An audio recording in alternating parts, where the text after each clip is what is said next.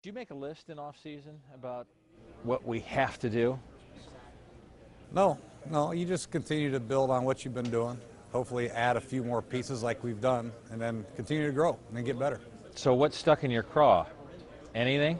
Well, anytime you lose the last game, you're going to go back to that game and how you finished and what happened and try to address the issues. And hopefully we've done that in the off season. We have a ways to go still, but just more consistency all the way around. The run game, the pass game, short pass game, deep balls, everything. If there are issues that you had to correct, what would the list of issues be? Well, I think obviously opposite AJ, we have to get more production, whoever that is. Jermaine, Marvin Jones, Mo Sanu when he's healthy. Maybe it's a running back, Giovanni. Maybe it's Tyler Eifert now. We got to get more production. Eliminate the negative plays, the sacks, the lost yards rushing, turnovers, and then try to capitalize more on the big plays, which we made some good big plays, but we left a lot on the table, and try to just continue to make those plays and keep firing them, and hopefully good things will happen. I know you're never going to know till you get out of underwear ball, but in underwear ball, what did you see from your draft picks? A lot of good things. Very excited. Tyler Eifert has a great feel for the game, number one, and that's something you can't coach. Tight ends have to have a great knack and a great feel for finding zones, how to get open and man, being friendly targets to the quarterback. And then obviously his athletic ability is second to none. He can jump, he can run, he snatches everything with his hands. So obviously, and he's a better blocker than we thought. Obviously with the pads on, we'll tell, but we're excited about Tyler. And then Giovanni, very quick, very sudden, and we're excited about him, obviously. And then the three offensive linemen we drafted late, they showed some good things. You know, with Andre being out, Whitworth being out, and Clint Bowling being out, these guys got a lot of reps and showed that they have a place on this football team. So it's going to be great. If you talk like that about Tyler, does it change what you can do offensively because of the amount of things that he can do? Yeah, it does. You know, I think from a personnel grouping standpoint, we did some two tight end sets last year, but I think now they'll be more prevalent. And, you know, a lot of the system plays that we have, they carry over into different personnel groups, but with him on the field, you keep the defense in base personnel, and you get them matched up against either a linebacker or a safety. And we like that matchup a lot. And if a team wants to play nickel against that group, then the running game should be a lot better. We have one less big guy to block. So it's a great matchup problem. New England's done a great job of utilizing it with Gronkowski and Hernandez over the years. You see what kind of production they have out of that group, and hopefully we'll find similar success. No doubt you want more from Jermaine Gresham. What does a guy like Tyler Eifert do to a Jermaine Gresham?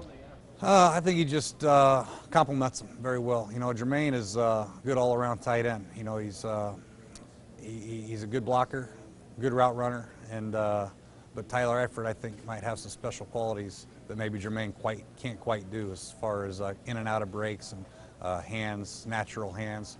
Jermaine, you know, struggled with some drops last year and some other things, but we love what Jermaine has done over the last 2 years as far as getting better, learning the system, being able to be a pass blocker, a run blocker, also getting down the field. And then you throw Tyler in there, and he can also run block a little bit and get down the field. I think they'll complement each other very well. How much does Gio play? How much can he actually change the backfield? I think he'll play a lot. And I think in this day and age in pro football, you want to have 2-3 backs that can carry the ball. You know, there's only a select few Adrian Petersons in the world. The rest of the backs, I think, need compliments, and they need time to sit on the bench and stay healthy and take some hits off of them throughout the course of a season. And, you know, ideally, if Ben Jarvis gets 12 to 15 carries a game and Giovanni gets 15 carries, I think that's a perfect match. But I think the more he learns, the more comfortable he is with the offense and terminology and routes out of the backfield, the more he'll play. Well, I haven't had a chance to see enough at this point, but is there a leader to take the center spot? No, not right now. Trevor missed all of OTAs with the torn pec, so you know he gets back in pads this week. So that'll be a great competition. I feel very confident about both centers, so that's a great problem to have, and I think the competition there will be very good.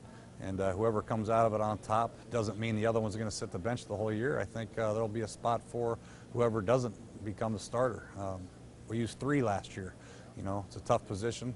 and you need good quality backups, and we have two very good ones. Concern you at all that Andre hasn't spent any off-season time with you? It does, in the fact that everybody else has. Everybody else was here together, getting better. And for him not to be here, I'm sure he had some reason for it. Hopefully it was a good reason, but he and Coach Lewis know that reason, and I respect that. I wish he was here because we obviously all need to get better together. That's kind of the slogan. And when somebody's not here, it kind of doesn't send the right message. But hopefully he'll come in shape and ready to go, because he had his moments of greatness in the running game last year. He struggled in pass pro from time to time, but overall I think he's a very good, solid right tackle in the NFL. We don't usually save it till last, but now you get to the quarterback, and all of the burden ends up on this guy when you have all of the pieces that you want. What's your level of comfortability with what Andy's doing right now? I'm very happy with his progress. Obviously, I have a little bit higher standard probably than everybody else. I know he's a young quarterback. He's only played 2 years. His 2-year stats are comparable to those of Aaron Rodgers' first 2 years, and Tom Brady's, and Ben Roethlisberger, and all these great, Drew Brees. But we have a higher standard, and he needs to play better for us to be successful. But I am very pleased with his progress, his knowledge of the system, his work ethic, his leadership. Now he just got to take it to another level. And great teams have quarterbacks that can take you to the next level. And that starts with getting better every day in OTAs, and like he has, and continue to lead the team and make the big throws that he has to make. You get to hear all of the all of the experts who say, well, he just doesn't have the deep ball in him. Your response to that?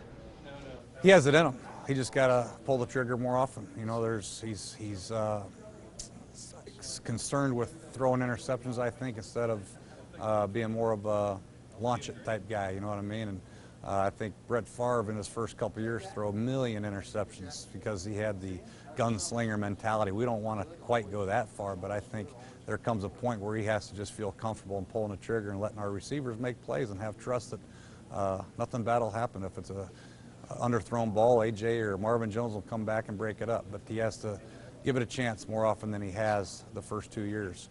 But overall, you know, I think that he's got all the tools. He got all the throws in his toolkit to make. He's got a strong enough arm. He can move effectively.